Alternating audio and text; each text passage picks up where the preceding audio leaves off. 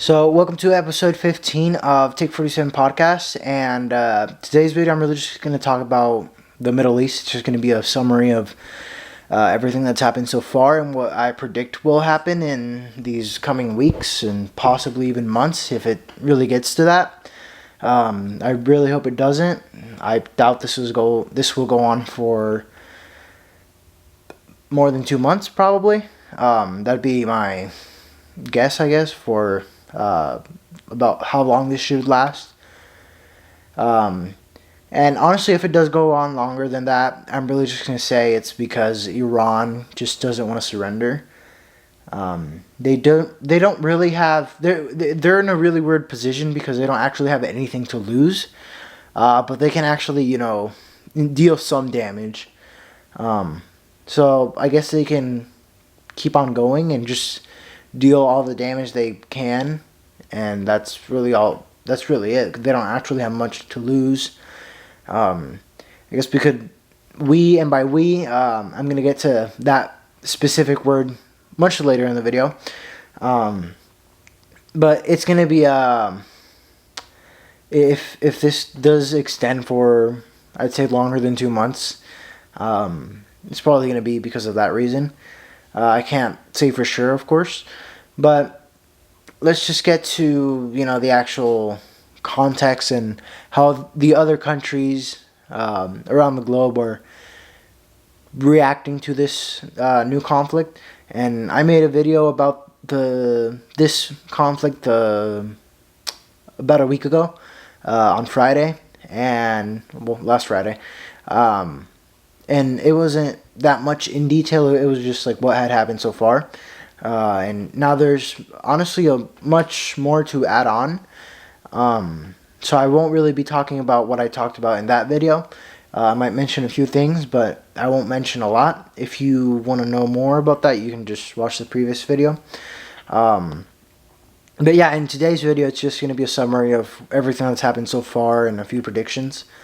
So yeah, let's just really just start off with how other countries have reacted to this new war in the Middle East. And of course, this is more of a, I guess, formal war. Israel has really just been fighting like terrorist groups, Hamas, really just proxies from Iran. They've been fighting Hamas. ISIS is no longer a thing, I guess, but they used to fight that, not anymore. Trump really just demolished them. The Houthis and a few more, but obviously the main one that was in the news a lot was Hamas. That's the main thing in Gaza. But this is an actual like formal war between two real countries, and of course these like terrorist groups and proxies don't have an established location. They just have leadership, and they're kind of just scattered around a certain region, I guess.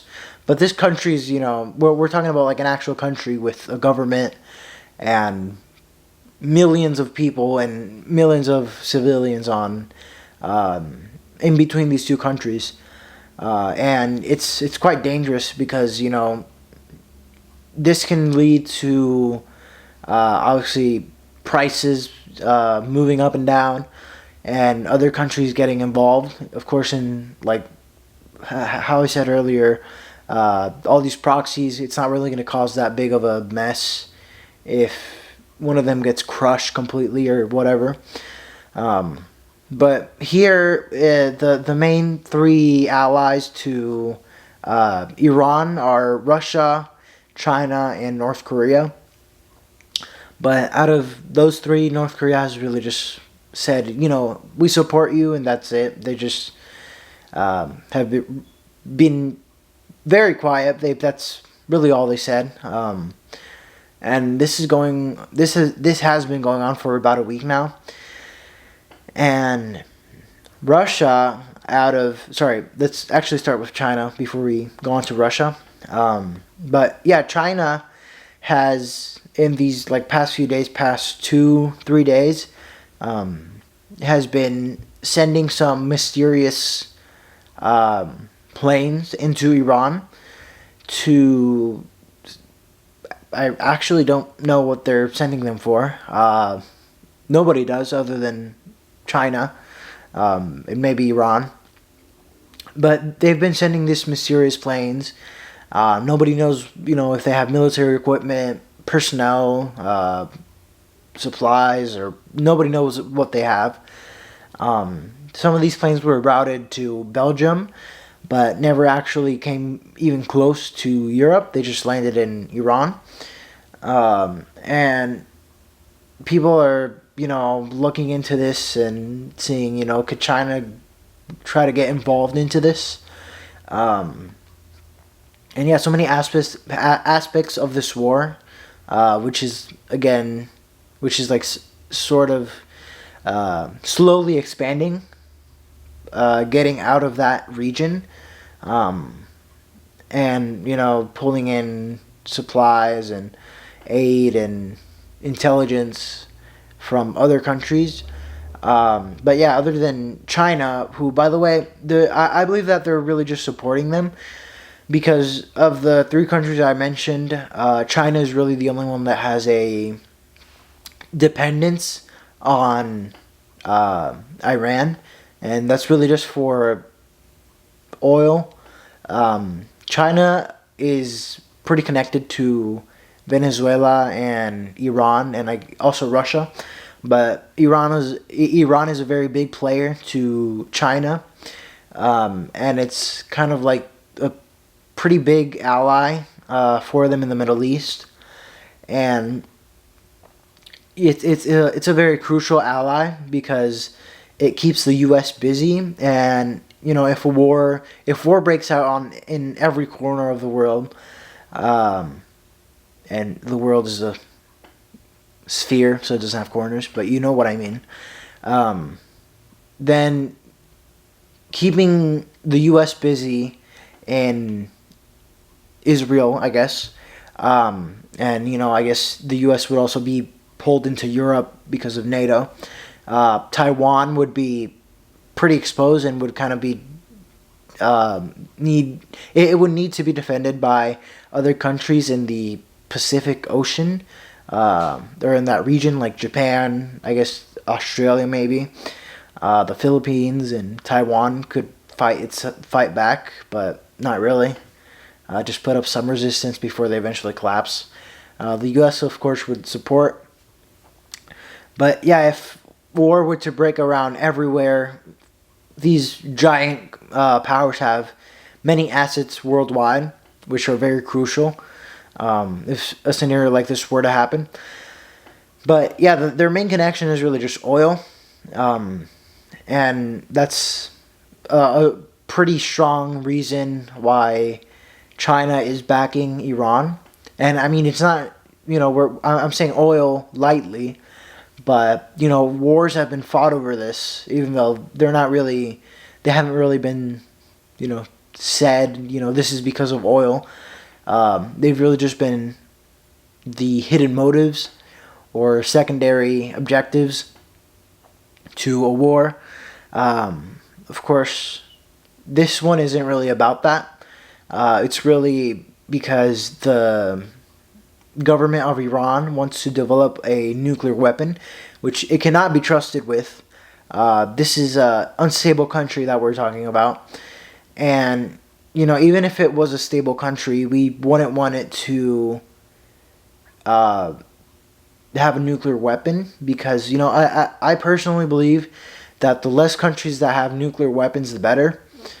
Of course, the countries that already have nuclear weapons it's not really a reversible thing. It's probably just going to stay like that until nuclear weapons are kind of out of style and something more destructive comes. But yeah, the Iranian government wants to develop a nuclear weapon, and Israel, who is arguably its biggest opponent, or I guess it's either Israel or the U.S., but in that region it's definitely Israel, is not happy and is not going to allow Iran to do that. So they decided to strike Iran, killing many of their top generals and leaders and very important people in their military, and killed them off. And not just that, but they also destroyed many of their nuclear enrichment facilities, um, except one, which I will talk about in this video later on. But yeah, they killed probably say like 10 or 11 um, very important people in the Iranian government military. Um, and people are looking out in the news, what has Iran actually done? And there's actually not much. They haven't actually done really anything. Also, just a little side note here. Not only has Israel done all this damage to Iran, they also have destroyed about 40% of their missile launchers. So, and that's really the only thing that's going on in this war. It's really just missiles and some drones every now and then. And Israel is the only one that's using planes, I guess. But, they're just shooting each other with rockets, and that's really all that's happening. And yeah, Iran is very vulnerable to rockets. They also have lost all of their air defense systems. And they've also lost complete control of their airspace. And Israel has done a pretty good job just dismantling Iran, leaving them very exposed. And, not what has Iran done, really? And honestly, it's not much. There's some conflicting reports. I believe the Wall Street Journal said that Israel's defense systems, their Golden Dome or David Sling. I'm not sure how the David Sling works, but I believe it's similar to the Iron Dome. Their interceptors have depleted, but the Israeli Defense Force has said that they haven't depleted. Of course, who to believe here is still in question, but I guess it makes a little bit more sense to believe the Israeli government. Of course, they know what's actually going on, but they could also just lie. And if they really were depleted, they could just say it and ask the U.S. for some help, and I mean, we would happily give it to them. The U.S. is very, very deeply involved in this war, and it's worrying a lot of people. And many people really don't like this because obviously under Bush and I guess also under Obama, we got bogged down into a endless war in the Middle East for a couple of years, and nothing good happened in that war. Many lives were lost. Lots of debt was added, and none of our goals were actually achieved. So it was really just a pointless war. Of course, there wasn't really a victor in that war, but the U.S. accomplished, I guess, its initial goal, but it never really did anything else other than that. And yeah, that's really it. I guess we did get Osama bin Laden, but that was under Obama, and he didn't start that war. But yeah, we really just got to have a little bit of fun and testing new military weapons in that war. And that was really all that happened. Of course, the U.S. government is likes to test out a lot of things, and of course, not sending troops, actual troops, especially to this conflict, which would be unnecessary. Especially because these two countries are not actually touching each other. There's countries in between these two currently at war nations, and it's not quite like we're talking about like Russia and the U.S. where troops could be sent through amphibious assaults or deployed by plane. We're talking about a desert with countries in between. There's not really a way to put troops inside each other's countries, and even if they were touching each other, it wouldn't really be anything too massive in like troops. Of course, Russia Ukraine is a great example of actual troop and tanks and artillery, that type of warfare. But of course, these two countries aren't really going to get into that because not only are they not touching each other, but their armies aren't that size in terms of like personnel and actual like fighting troops, which I guess is good because it means less casualties. And yeah, Iran hasn't actually accomplished very much in this war, and which I guess is good, because their goals are to just kill Israelis and Americans eventually. They literally chant death to America in like their anthems, and they kill the non-believers. And we're talking about a lunatic who's in power in Iran, and this is not very good to see. But I believe Putin commented on this. I forgot when, but he commented on a plan that Israel had to assassinate Khomeini, Ayatollah Khomeini, or I think that's how you say the Khomeini part. But yeah, Israel wanted to kill the guy, he's the supreme leader of Iran. So obviously, if you kill the guy in this country that's pretty unstable, it's going to cause chaos. And Putin knows that well. And the comments that Putin made are really just that, this would open up Pandora's box. And I personally agree with him. It's kind of better to keep the devil that we know and not... I forgot how the saying goes, but you know what I mean. Yeah, let's just keep the devil that we know and not get with another one that we don't know. Potentially could be worse. There's many people that are probably worse than Khomeini. And yeah, it's... I guess we should keep him in power, although the Israelis want the crown prince or of the Shah, the son of the Shah of Iran, to return, who his father got kicked out of being the leader of Iran a few decades ago. But obviously his son would be the heir to that position, the new head of the Iranian government. And obviously, if that were to happen, which I really doubt it would get the U.S. and Israel, we would really get along with Iran if that were to happen. But I would say it's a very low probability, and obviously both sides are... like both sides of like reporting and journalism are very conflicting, and I guess they kind of lie in a way also as to whether if he was really killed, what would be the actual result. Would this cause like another civil war?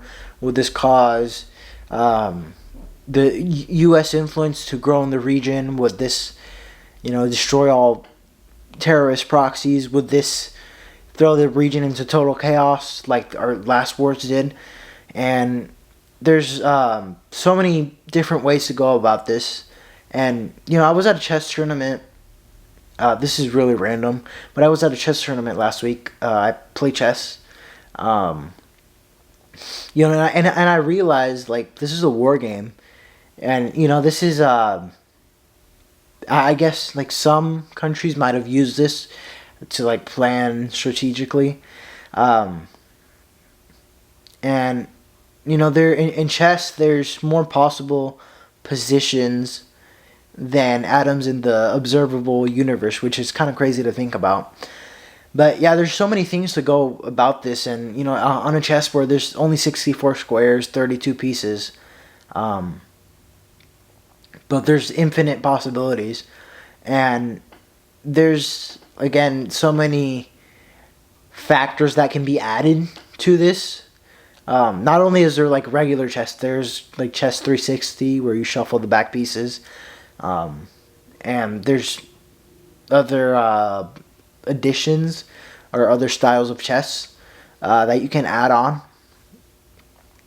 And this could be like adding other countries to the war or influence or whatever.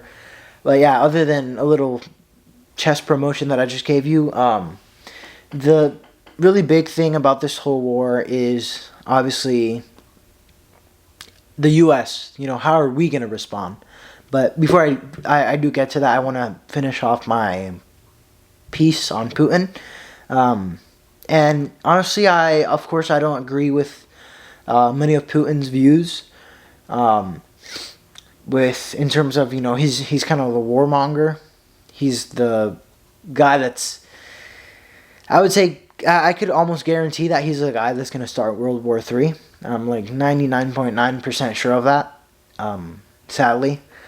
And, I disagree with I agree with many of his points of views, but some of them I can't agree with, and some of them are just bad. I have to give it to him. He's a pretty clever guy. He's a very smart guy. Very strategic thinker. Long term, I guess, also. But, the really big thing that I want to get to is he's obviously commented on this whole war. And one of the things that Trump said is that Putin offered to mediate, as like for this war, like a peace for this war. And honestly, it just like I respect Putin, of course, as you should with really any human being, but this just really made him seem like a clown.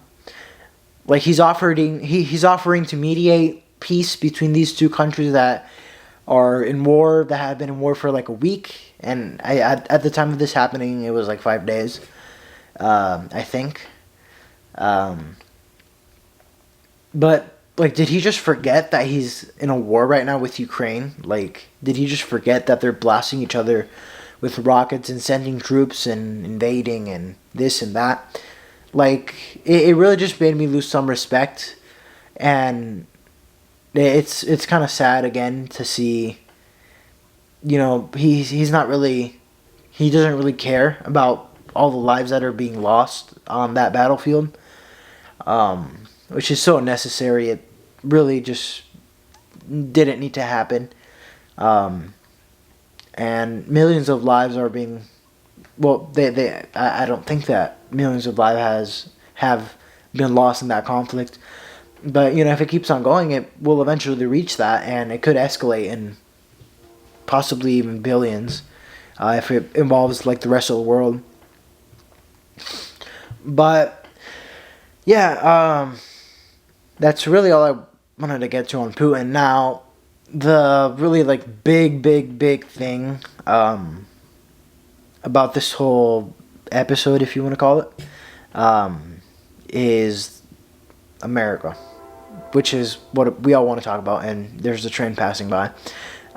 Just ignore that. I can't do anything about that, and I'm trying to make this whole video in one cut. But anyway, the main thing that's in the news currently at the time of recording, and a little before this, is this.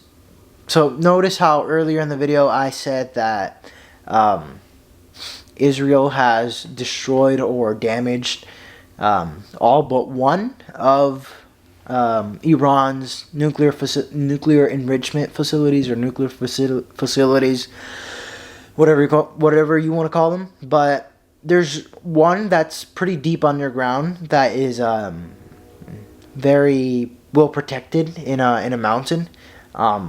It's kind of like in a hard place to get to. And this is the Fordo facility in Iran. And the big the whole big thing about this is that you would need a bunker buster bomb to destroy this last standing facility. And Israel doesn't actually have a bomb that's powerful enough to destroy that bunker. Not that bunker, that. Well, I might just call it bunker. It's not really a bunker, it's just a mountain with the nuclear facility. But Israel doesn't have the type of bomb or the power to destroy that thing. The only country that really does is the U.S. And it's also kind of being debated whether the U.S. is actually has this power to do that. And I'm gonna explain briefly like how the bunker buster actually works. It's actually kind of an interesting type of weapon.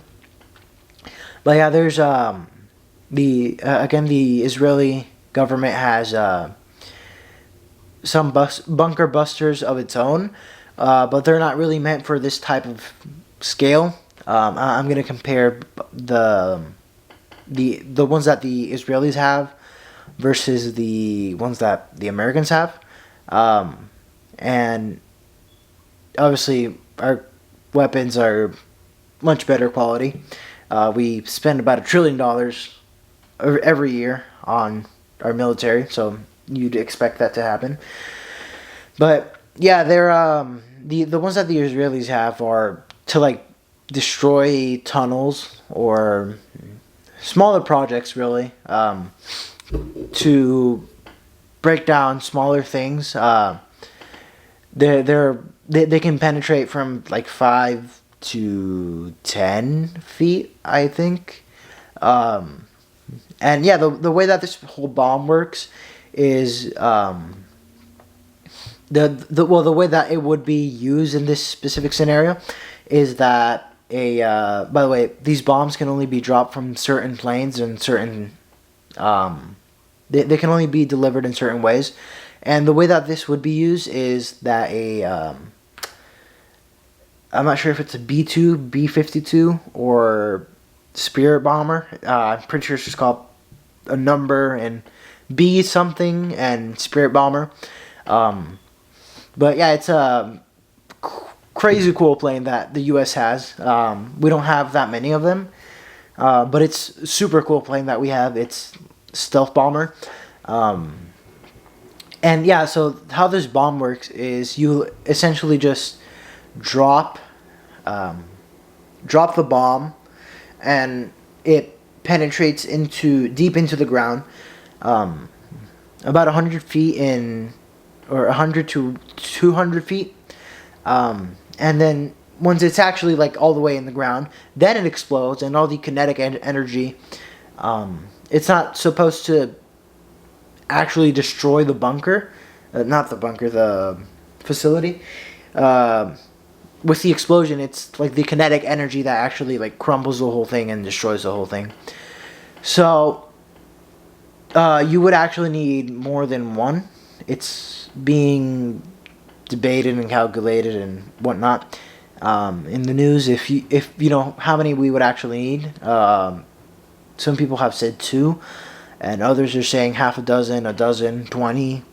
And I actually don't know about that. You have to like check that on yourself. Check that by yourself. I actually don't really know.